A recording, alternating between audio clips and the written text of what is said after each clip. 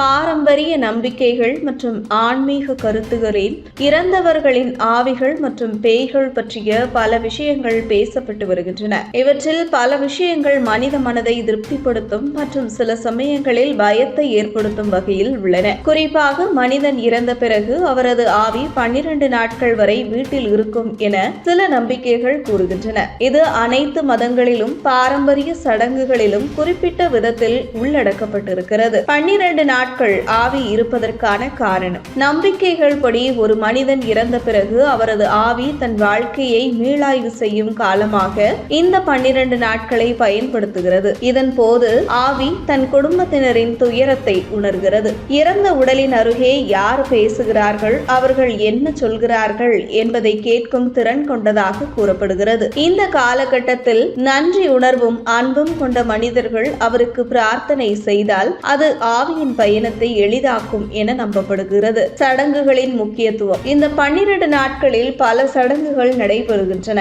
இதற்கான காரணம் என்னவென்றால் தர்ப்பணம் மற்றும் பித்ரு பூஜை ஆவியின் துன்பத்தை குறைத்து அதற்கான பயணத்தை தொடங்க உதவும் என கூறப்படுகிறது. இந்த சடங்கு இறந்தவரின் பாசங்களை விளக்கி மறுமலர்ச்சி பாதையை தொடங்க உதவுவதற்காக செய்யப்படுகிறது. குடும்ப உறவுகளை கட்டி போடுதல். குடும்பத்தினர் மற்றும் உறவினர்கள் இறந்தவரின் நினைவுகளை பகிர்ந்து கொள்ளும் நிகழ்வுகளாக இது அமைகிறது. பேய்கள் மற்றும் ஆவிகளின் வேறுபாடு. சில நம்பிக்கைகளில் ஆவி என்பது ஒரு நேர்மறையான சக்தி, அதாவது அது மனிதனின் அன்பை, பாசத்தை, நல்ல நினைவுகளை பிரதிபலிக்கக்கூடியது.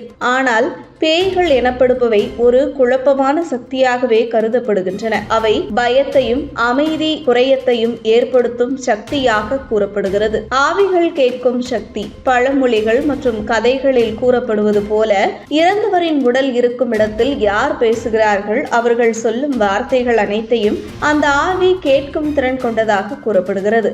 இதன் அடிப்படையில் இறந்தவரின் அருகே அவரை நினைத்து பேசினால் அது அவருக்கு மன நிறைவை தரும் என்று நம்பப்படுகிறது. தவறான அல்லது கொடுமையான வார்த்தைகள் பேசினால் அது ஆவிக்கு குழப்பத்தை ஏற்படுத்தும் எனவும் கூறப்படுகிறது. சுவாரஸ்ய தகவல்கள்.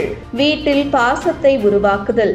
ஆவிகள் தங்கள் உறவினர்களின் நடத்தை மற்றும் செயல்களை கவனிக்கும் என்ற நம்பிக்கையால் மனிதர்கள் தங்கள் அன்பும் நல்ல நடத்தை பற்றியும் கவனமாக இருக்க வேண்டும். பூஜைகள் மற்றும் சுத்தம். சில ஆன்மீக நம்பிக்கைகளில் இறந்தவரின் வீட்டை சுத்தமாக வைத்தால் அது அவர்களுக்கு சாந்தியை கொண்டு வரும் என்று கூறப்படுகிறது. மரணத்திற்கு பிறகு நிகழும் நிகழ்வுகள்.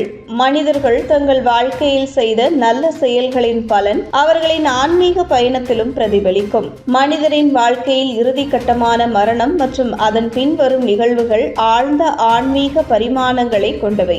இறந்தவரின் ஆவியை குறித்து பல நம்பிக்கைகள் இருக்கின்றன. அவை மனிதர்களின் மன அமைதியை உறுதி செய்யும் வழிகளாகவே பார்க்கப்படுகின்றன. ஆவி 12 நாட்கள் வீட்டில் தங்கி இருக்கிறது என்ற நம்பிக்கைகள் உறவினர்கள் தங்கள் அன்பையும் பக்தியையும் வெளிப்படுத்துவதற்கான சந்தர்ப்பமாக செயல்படுகின்றன.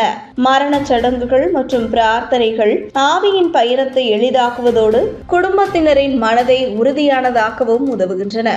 இவ்வாறு அன்பும் பாசமும் நிரம்பிய வாழ்க்கை நமது பிறப்பின் அர்த்தத்தை முடிக்கக்கூடிய சிறந்த பாதையாக அமைவது மட்டுமே உண்மையானது. நமது வாழ்வின் ஒவ்வொரு தருணத்தையும் மற்றவர்களுக்கு நன்மை செய்யும் முறையில் வாழ்வதே மரணத்திற்கு பிந்தைய அமைதியின் பிரதிபலிப்பாக அமையும். இது போன்ற முக்கிய நிகழ்வுகள், அரசியல் தகவல்களை ஆழமாக மாறுபட்ட கோணத்திலும் அறிந்து கொள்ள மறக்காமல் பாரத் மெயில் 24 பக்கத்தை பின்பற்றிக் கொள்ளுங்கள்.